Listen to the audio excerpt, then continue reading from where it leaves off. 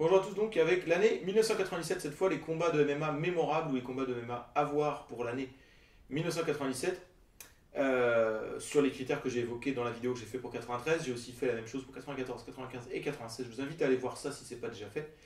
Et donc j'arrive en 97. Alors sans dénigrer ce que j'ai fait jusqu'à maintenant, mais il est vrai qu'il y a peut-être des combats que j'ai inclus en 95 ou 96 que j'aurais pas inclus pour 97 et des combats que j'ai inclus en 97 que je n'avais pas forcément ou que j'aurais pas forcément inclus pour les années qui viendront. On va dire que plus on avance dans le temps, plus il y a de combattants, plus il y a d'organisation et plus il y a de combats donnés. Et c'est donc de plus en plus, enfin la sélection est de plus en plus importante aussi de ma part. Et puis aussi, il y a un côté compétitif de plus en plus fort chaque année à cette époque-là. Et je dirais qu'en 87, ce qui vient se rajouter, c'est la notion tactique qui est plus importante, où le combat n'est pas juste la résolution un petit peu de comment tel style va battre tel autre style ou quelque chose comme ça, mais il y a aussi l'idée d'amener le match sur le terrain qui t'arrange ou quoi. Et donc ce bras de fer là aussi tactique va être de plus en plus intéressant à observer. J'en parlerai dans les exemples de combat que je vais avoir ici. Alors des petites choses que je voulais préciser en 97, il y a deux choses. D'abord, précision parce que ça ne se verra pas dans les combats dont je vais parler, mais en 97 il y a la création du Pride, le Pride Fighting Championship, le nom complet. C'est une organisation de MMA qui a été créée au Japon, mais qui sera la plus grosse organisation de MMA au monde de 97-98 jusqu'à sa mort en 2007, 2006-2007. Vraiment de façon nette, notamment de 2000 à 2005-6, clairement.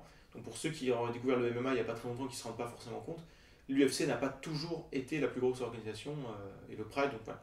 Bon, ceci dit, j'ai aucun combat en 97 que j'ai gardé ou que j'ai retenu pour mes combats à voir pour le Pride, donc je vous en parlerai à partir de 98 plus en détail. Puis l'autre chose que je voulais dire aussi, c'est qu'en 97, on a pas mal de nouveaux combattants qui soit arrivent, débutent ou explosent en fait en 97. Et donc je vais vous parler dans cette vidéo-là.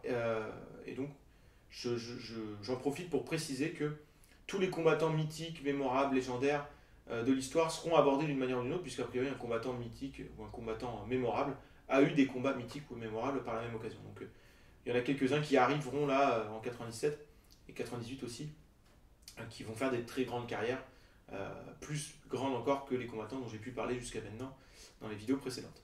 Voilà, alors j'attaque, j'ai 6 combats, j'attaque avec le premier combat, un combat entre Mark Coleman et Dan Severn, ça se passe à l'UFC 12 le 7 février 1997 donc. Alors c'est un combat très intéressant. Sur le papier déjà à l'époque, il faut aller se rendre compte, c'est un combat entre un gars qui est invaincu, Mark Coleman, et Dan Severn qui avec 2 défaites mais plus de combats, et 2 défaites qu'on peut excuser entre guillemets, une contre Royce Gracie qui n'est pas ridicule du tout lors de ses débuts en MMA, donc perdre contre le numéro 1 des premières années lors de ses débuts en MMA, c'est pas honteux, et l'autre contre Ken Shamrock, qui est à ce moment-là numéro 1 mondial, que Dan Severn a effacé en allant battre Ken Shamrock dans un rematch qui est extrêmement chiant, donc je ne vous ai pas parlé de cette revanche, mais voilà, il a un peu effacé cette défaite-là, et donc il arrive dans ce combat un petit peu comme étant le numéro 1 des poids lourds avec Mark Coleman, c'était un peu les 2 meilleurs, avec des styles en plus très similaires. Les deux sont des spécialistes de lutte freestyle. Mark Coleman a fait partie de l'équipe olympique américaine de lutte freestyle pour les JO de Barcelone en 92. Quant à Dan Severn, il a beaucoup de références de lutte aux États-Unis, mais pas dans l'équipe olympique. Mais il a aussi des techniques dans d'autres sports de combat tels que le judo ou le sambo. Donc on pourrait se dire, est-ce que l'expérience et la variété de techniques de Dan Severn allaient suffire à battre, on va dire, la plus grosse puissance et les plus grosses références de lutte de Mark Coleman, sachant qu'on pouvait penser qu'ils allaient plutôt se neutraliser. Et en fait, le combat, donc, Jay, est assez intéressant sur le papier, mais là où c'est très impressionnant, c'est que Mark Coleman va gagner, et va gagner en dominant complètement Dan Severn, mais en dominant complètement Dan Severn sur la lutte. Et ça, c'est étonnant. C'est-à-dire qu'on aurait pu penser qu'il allait le battre sur autre chose. Souvent, hein, quand 2 gars qui sont très forts en jiu-jitsu s'affrontent ou en lutte, la clé du match, finalement, ça va être la qualité dans les autres sports. Dans un autre sport qui pourrait venir s'immiscer dans le niveau tactique et faire la différence. Et là, ce ne sera pas le cas du tout. Et finalement, ça donne quelque chose de très impressionnant. Mark Coleman domine complètement Severn d'un point de vue athlétique, plus rapide, plus puissant, technique, la lutte, clairement meilleure. Et au sol, il arrive à accéder à un headlock et à faire abandonner Dan Severn sur un headlock. Un headlock, c'est quand même un truc où on écrase, enfin on serre très fort et on tire sur le cou en même temps. Donc quelque chose qui est plutôt basé sur la douleur, qui devient plus ou moins insupportable ou quelque chose. Et Dan Severn tape sur un truc qu'il a sûrement subi plein de fois dans des combats de lutte ou à l'entraînement ou que sais-je. Et là, c'est comme s'il subissait une pression et un niveau au niveau de headlock sans précédent, et ça donne vraiment un truc hyper impressionnant à Mark Coleman qui a l'air juste au-dessus de tout le monde, puisqu'il bat Dan Severn de la manière dont Dan Severn a battu plein de monde. et pas d'une manière autre. Donc c'est vraiment très impressionnant. Et d'ailleurs, Mark Coleman arrive un petit peu comme étant un espèce de poids lourd intouchable, on se demande bien qui va pouvoir le battre, enfin il y a un truc un petit peu comme ça. À côté de ça, Dan Severn va disparaître un peu des radars, il va faire plein de combats encore de MMA, mais dans des organisations secondaires, quoi.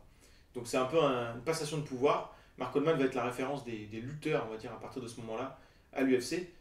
Et ce qui va être étonnant, et je vais en parler plus tard, parce qu'en 97, ça se passe en 97, mais ce sommet où Mark Coleman a l'air vraiment énorme, là, eh bien ça va être un sommet au-delà duquel il ne va pas aller. En fait, il va chuter plus tard dans l'année, justement par les notions tactiques et tout ça, donc ça va être vraiment intéressant. Et je pense que ce combat est à voir, non seulement parce qu'il est intéressant en soi, etc., mais aussi par rapport à tout ce qui va se passer après. C'est un peu le... On va dire que dans ce combat-là, c'est comme si c'était la manière de montrer que le meilleur sport de combat en MMA, c'est la lutte. Et on a deux lutteurs qui s'affrontent et le meilleur lutteur gagne, etc. Et en fait, on va se rendre compte que c'est pas tout à fait comme ça que ça va se passer. Allez, je passe au deuxième combat, le combat entre José Pelé Lendi et Jorge Patinho, ou Jorge Patinho, je ne suis pas sûr comment ça se prononce. Donc ça se passe à la World Vale Tudo Championship numéro 4, le 16 mars 97 donc. C'est la revanche, le rematch d'un combat dont je vous ai parlé pour l'année 96 entre les deux. Combat qui s'était terminé de façon un petit peu légèrement litigieuse, on peut dire. En fait, Jorge Patinho avait perdu par piétinement de la part de José Pelé Lendi, alors qu'il se trouvait un peu à l'extérieur du ring, sous la corde et tout ça, donc ça se passait dans un ring. Du coup, on aurait pu penser peut-être l'arbitre aurait dû casser la situation et les faire repartir au centre, quelque chose. Donc il y a un rematch avec encore plus d'animosité, alors qu'il y en avait déjà dans le premier match, parce que on voit que c'est une opposition de style entre de la tradition jiu-jitsu brésilien du côté de Patinho et le côté plus Muay Thai, bagarre de rue, un peu foufou comme ça de José Pelé Lendi avec beaucoup de charisme. Ce style-là sera incarné totalement par Wanderlei Silva, notamment au Pride, je vous en reparlerai. Et ce combat-là, je pense aussi bon, voire peut-être même meilleur que celui de 96. Très accroché, un peu fou, ça tombe plusieurs fois à l'extérieur du ring, ça revient, je vous dis, il y a ce truc de charisme et d'animosité qui monte. Le vrai problème de ce combat, c'est la fin qui est, là encore, qui gâche un peu le truc. Le combat s'arrête sur un saignement de Patinho. Donc, victoire de José Pelé Lendi à nouveau. Un saignement qui n'était pas très net. Et du coup, je pense que tout le monde aurait aimé une fin décisive, soit avec un KO, soit avec une soumission. Là, ça s'arrête un peu comme ça. Donc bon, c'est un peu décevant. Toujours est-il que c'est le même gars qui gagne, José Pelé Lendi, qui a donc battu Patinho 2 fois, qui est toujours invaincu à ce stade-là, qui confirme son statut de probable meilleur middleweight. Je dirais qu'il est middleweight, donc poids moyen du monde. Et il le restera encore un petit peu, même s'il va perdre quelques combats ensuite. Mais malheureusement, il va rester l'un des meilleurs combattants de cette catégorie de poids dans une époque où la catégorie de poids n'est pas très représentée dans les grosses organisations. Donc ça va être un petit peu oublié, alors que c'était vraiment un très gros nom, un très gros client sur cette catégorie de poids-là à l'époque.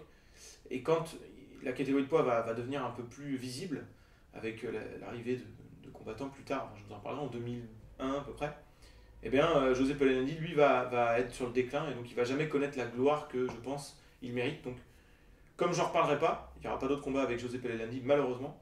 Il y a eu d'autres combats un peu sympas, mais rien de suffisamment mémorable pour que je l'inclue dans mes futures listes. J'insiste là-dessus ici, et puis bon, pour ceux qui se demanderaient, Jorge Patinho va pas faire grand-chose de sa carrière, mais il va faire beaucoup de combats, il va rester un petit peu pertinent, mais sans jamais être une star ou un combattant vraiment important dans les autres organisations que sont l'UFC ou le Pride. Voilà. Donc je passe au combat suivant, un combat entre Guy Metzger et Tito Ortiz à l'UFC 13 le 30 mai 97. Donc les combats sont dans l'ordre chronologique, je n'ai pas précisé, mais bon, je pensais que vous avez remarqué. Alors, je parlais l'arrivée en 97 de stars, de l'éclosion de stars, de combattants qui vont être très importants dans l'histoire. Là, on en a un très bon exemple avec Tito Ortiz, qui est, à mon avis, je pense, l'un des 5 combattants les plus importants de l'histoire de l'UFC, pas seulement parce qu'il a accompli sportivement, et le fait qu'il est resté, pertinent très très longtemps, mais aussi parce qu'il va amener, un peu comme Tankabot, qui est d'ailleurs celui avec lequel il s'entraîne à l'époque, il va amener ce truc un peu attitude, ce truc un peu personnage, qui peut manquer à d'autres combattants. Il va faire du trash talk, il va avoir vraiment une personnalité assez marquée, qui va diviser énormément la foule. Il y en a qui vont le détester, d'autres qui vont l'adorer. Et ça, c'est quelque chose... En plus, Ken Shamrock va sentir le truc, ils vont s'en servir plus tard. Enfin bon, je vous en reparlerai de tout ça. Mais il est vraiment important aussi à ce titre-là, Tito Ortiz, en plus d'avoir une très belle carrière sportivement. Et elle commence ce soir-là, puisqu'il fait ses débuts en MMA ce soir-là, l'UFC 13, en étant dans le combat de réserve.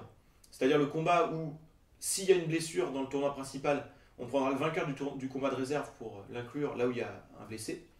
Tito Ortiz gagne ce combat de réserve et il est inclus en finale contre Gail Metzger, qui il va disputer la finale, puis qui remplace l'adversaire initial de Gail Metzger qui s'est blessé. Je ne me rappelle plus du nom de l'adversaire initial, mais on s'en fout, c'est pas important ici. Et donc Gail Metzger en face, vous connaissez peut-être pas Gail Metzger, c'était un gros nom quand même à l'époque, avec beaucoup de références et de victoires et de belles choses accomplies à la Pancras Hybrid Wrestling. C'était un membre du Lion's Den, qui était le clan de Ken Shamrock notamment. Gail Metzger qui a des grosses bases de grappling, notamment en lutte, et de karaté. Donc il semblait très complet, c'était le super favori dans ce combat. Du côté de Tito Ortiz, on ne sait pas trop quelle est sa force, alors il s'avérera que ce sera la lutte, et on va s'en rendre compte dans ce combat. Alors, du coup, le combat déjà il est super fun et dynamique. Ce qui est vraiment cool, c'est que Tito Ortiz est très agressif au départ. Et du coup, ça surprend, on sent que ça surprend Gail Metzger qui devait se croire un peu supérieur. Tito Ortiz est très très agressif en boxe. Et du coup, Gail Metzger doit se dire, bon, il a l'air agressif un peu comme Tank Abbott, je vais le mettre au sol, je vais régler le problème au sol. Et en voulant aller au sol, en fait, il va se retrouver à se jeter dans la gueule du loup et aller sur le terrain de Tito Ortiz, à savoir la lutte. Tito Ortiz va réussir à obtenir une très bonne position en utilisant sa lutte. Il est vraiment très bon en lutte à l'époque. Il va obtenir une position, il pourra mettre des coups de genou à la tête de Gail Metzger, ce qui était autorisé à l'époque, ça ne l'est plus aujourd'hui, malheureusement, parce que je pense que ça doit faire partie de l'arsenal. Après, c'est pas forcément plus dangereux que des coups de poing ou des coups de coude à la tête, je crois. En tout cas, il va mettre plusieurs coups de genou à la tête de Gail Metzger, si bien qu'à un moment donné, on peut croire que Gail Metzger est en gros danger d'être mis KO, et puis l'arbitre arrête le combat pour vérifier une coupure au cuir chevelu, au visage, à la tête de Gail Metzger. Le médecin considère que la coupure n'est pas si grave que ça, et donc on fait repartir le combat. Et en fait, là où il va y avoir quelque chose de litigieux, c'est qu'on va faire repartir le combat debout, sans redonner la position qui était très avantageuse pour Tito Ortiz. Et on peut penser que Tito Ortiz avait vraiment le contrôle de la situation et aurait gagné le combat par KO si la situation dans laquelle il se trouvait juste avant, qui était très positive pour lui, avait dû être prolongée. Donc c'est vraiment dur pour lui, puisque ça va partir debout. Tito Ortiz va vouloir retrouver cette position, donc il va avoir une tentative d'amener au sol un peu naïve. Gail Metzger va le prendre dans un étranglement guillotine et va gagner par étranglement guillotine. On voit Tito Ortiz très frustré après le combat d'ailleurs. Et toute cette histoire, un peu ce côté un peu litigieux, ils vont s'en servir pour un rematch qui aura lieu 1 an et demi plus tard, qui sera très intéressant et dont je vous parlerai, pour 99 si je ne me trompe pas. Du coup, voilà. En tout cas, c'est une des premières fois où l'UFC propose une division de poids inférieure. Donc light heavyweight, c'est les moins de 93 kg, je crois, en kilo, 205 livres. Et on a les débuts de Tito Ortiz qui est très important. C'est toujours intéressant de voir le moment où un combattant éclot, surtout quand c'est dans un combat fun. Et puis on voit un des grands combattants de l'époque quand même, Gail Metzger, qui arrive un petit peu aussi à cette époque-là, un peu dans les sommets des différentes divisions, et notamment de cette division des light heavyweight, lourd léger si vous voulez. Voilà, je passe au combat suivant. Donc là on a des combats qui sont vraiment sympas, mais les super combats ils sont pour la fin, vous allez voir. Alors il me reste 3 combats, le prochain il est peut-être un peu particulier, mais j'ai voulu l'inclure, c'est le combat entre Vitor Belfort et Tank Abbott à l'UFC 13, là aussi, donc le même soir, en mai 97. Alors là encore on a un nom absolument incontournable de l'histoire du MMA, Vitor Belfort, qui va avoir une des plus belles carrières de l'histoire du MMA. Il va commencer, donc il a 19 ans en 97, et il va rester pertinent jusqu'à, je sais plus, au moins 2014, quelque chose comme ça, 2013-2014. Donc c'est exceptionnel. Voilà. Il va avoir des hauts et des bas, mais il va quand même rester vraiment pertinent quand même du bout en bout. Et donc là il a 19 ans, et il faut savoir qu'il arrive dans ce combat avec 4 matchs, 4 victoires en 7 mois. Donc il n'a pas chômé au début de sa carrière. Il a dû donc faire ses débuts en 96. Et 4 victoires par KO très rapide. Le plus long combat qu'il a eu, c'est 1 minute 20. Sinon, c'est moins de 30 secondes des KO à chaque fois. Alors qu'il est annoncé comme une ceinture noire très legit de jiu-jitsu brésilien. Sachant que les ceintures noires de jiu-jitsu brésilien, il n'y en avait pas 15 000 dans le monde à l'époque. Et qu'on pouvait se dire que si ça allait au sol, il pouvait soumettre n'importe qui facilement. Et donc, il y a cette espèce d'aura d'espèce de prodige, comme ça, le mec de 19 ans qui est hyper fort debout. On imagine à peine comment il doit être fort au sol. Et donc là, pour la première fois, il affronte un gars un peu établi, un peu très respecté même, quand même à l'UFC, Tank Abbott, qui, comme son nom l'indique, j'allais dire, est un bourrin, un brawler, un bagarreur qui aime bien essayer de mettre KO rapidement. Donc on pouvait s'attendre à ce que ça fasse des étincelles, et c'est ce qui va se passer. Alors c'est un combat qui est très court, où en fait, et c'est ça qui est fou, Vitor Belfort va battre Tank Abbott comme il a battu tous les autres jusqu'à maintenant. C'est-à-dire que ça n'a pas été une marche pour lui, où ou un obstacle pour lui plus difficile à contourner que ce qu'il a eu avant. Ça fait un peu comme pour Mark Coleman. Il va le battre en faisant la brute, comme il fait pour les autres. Il n'en a rien à faire que ce soit Tankabot en face.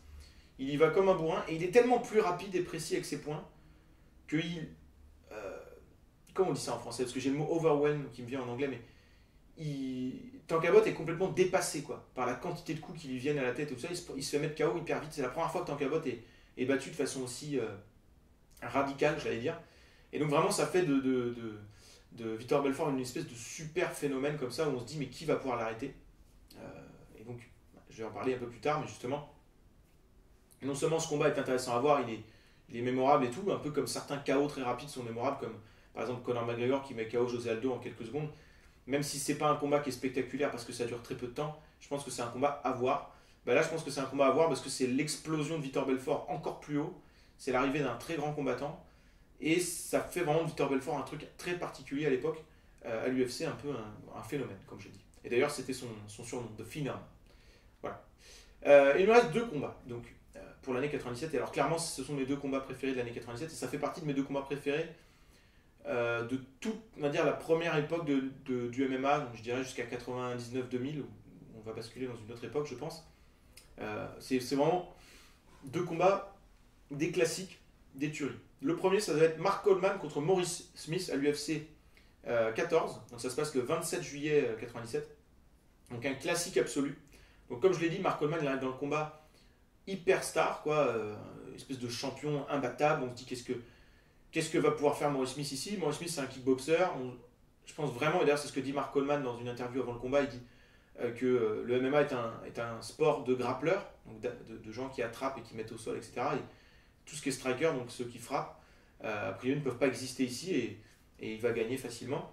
Et Maurice Smith a l'air d'avoir un truc. Hein, il a l'air confiant, il a l'air d'avoir une stratégie pour lui. Il faut savoir que Maurice Smith s'entraînait avec un groupe qui s'appelait The Alliance, donc un groupe de combattants qui avaient des techniques très différentes et qui, pour progresser sur les domaines où ils étaient un peu faibles, se sont entraînés ensemble, donc avec notamment Frank Shamrock.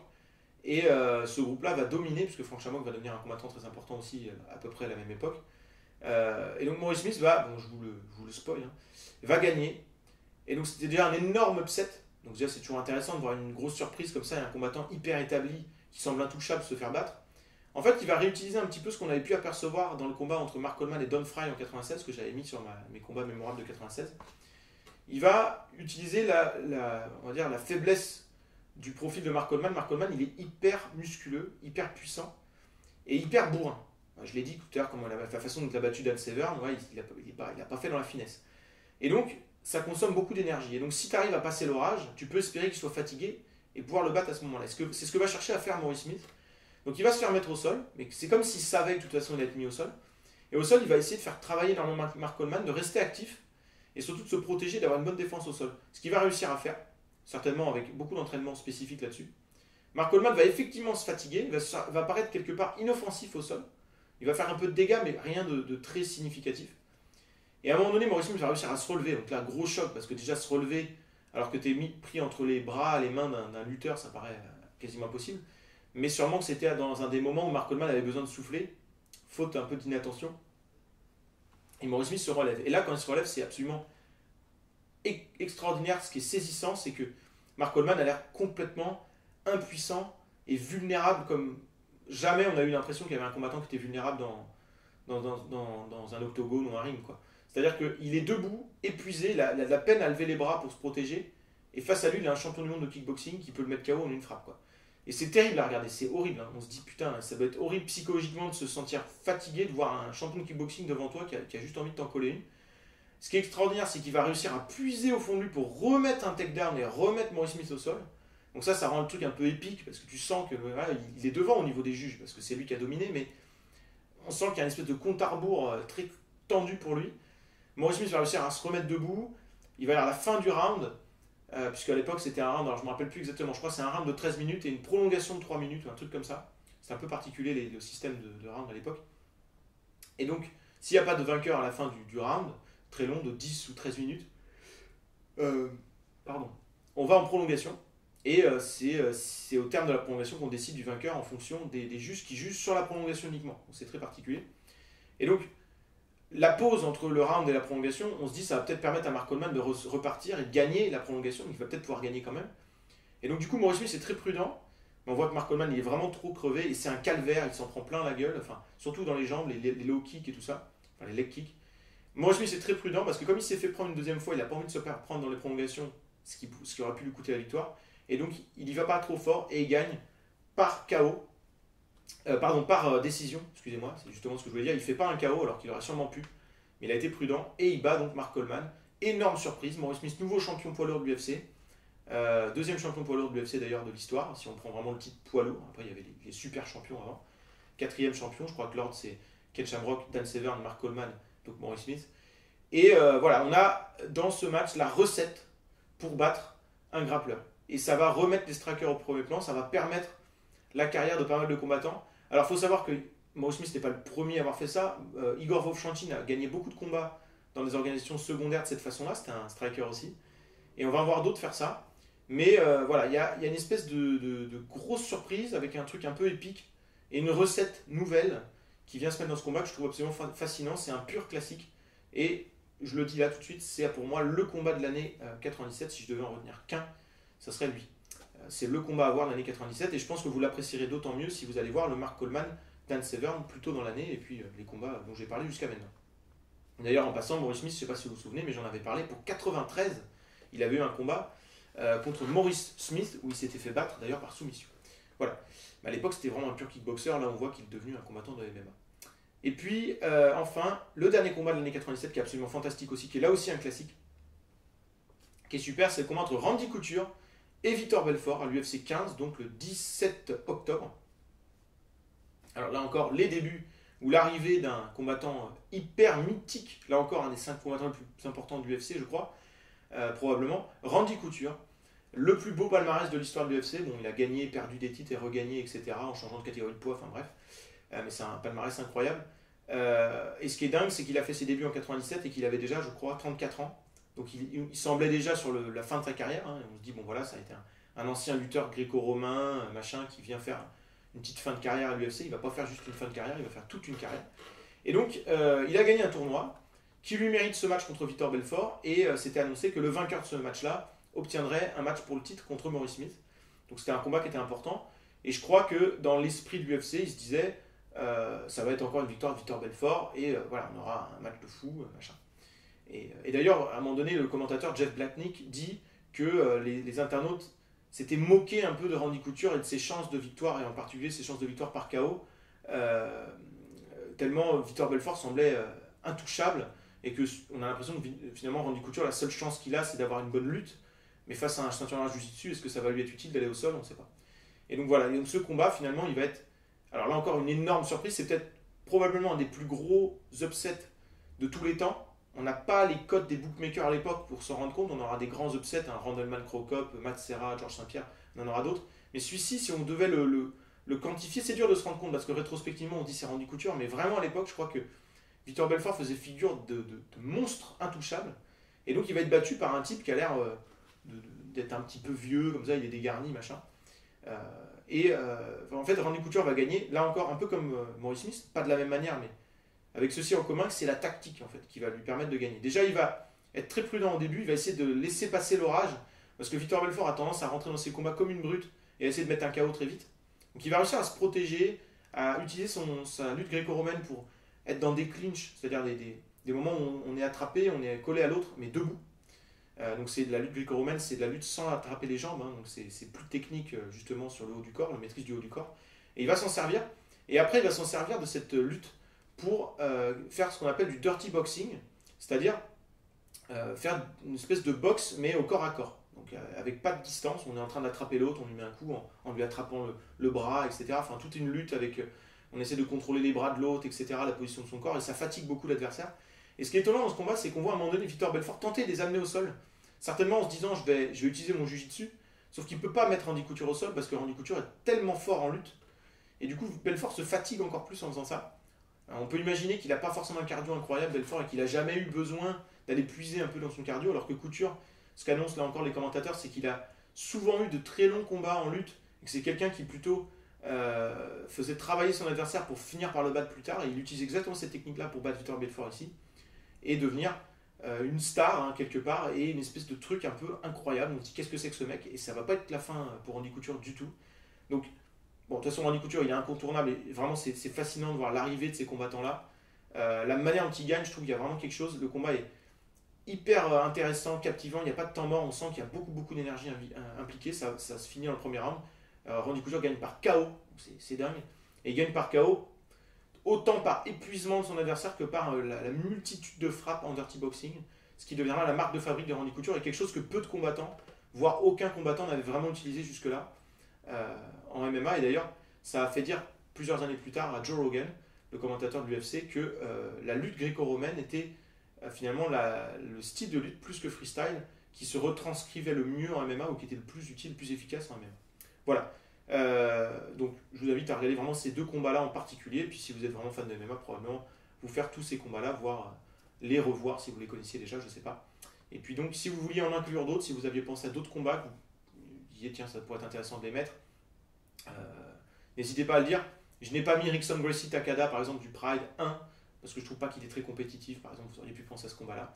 Et puis n'hésitez surtout pas, en fait je vous le demande presque, si vous allez regarder ces combats-là à nouveau, vous les découvrez, vous les revoyez ou quoi, n'hésitez vraiment pas à me dire ce que vous en pensez, à me dire ce que vous aimez dans les combats, ou je sais pas, parce que voilà, là il y a vraiment des combats que j'aime énormément, et puis ça rendrait, je pense, le contenu, on va dire, en parallèle de ces vidéos, c'est-à-dire les commentaires en dessous, encore plus intéressant à lire pour tout le monde, et moi y compris, moi le premier. Voilà, donc je vous retrouve très bientôt avec 98, et puis portez-vous bien. Bye.